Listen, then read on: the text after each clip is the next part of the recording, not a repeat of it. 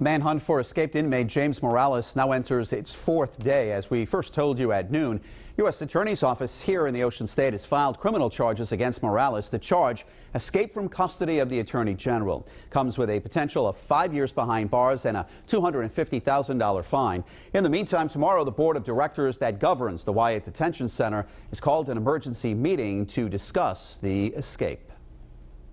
Eyewitness News Analyst Lt. General Reginald Centracchio joins us in studio. Before Morales escaped from the Wyatt Detention Center, he stole 16 guns from the U.S. Army Reserve Center in Worcester back in 2014. So, General, obviously he is smart to escape and to steal that. But the vaults were old in some of those storage areas around the country.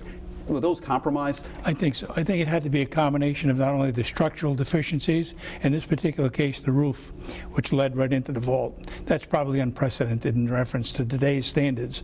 At the same time, today we have intrusion alarm systems that go direct to the local police. So you had to have a combination of knowing the system, being able to compromise it, and perhaps having some input from somebody in the system that really knew it rather well. All right, so because of that, what type of improvements were put into place? You can surely expect that today's environment would mean that you cannot compromise that system without having some heavy equipment, such as perhaps a heavy-duty drill or some other facility to be able to compromise a steel surrounding the vault itself.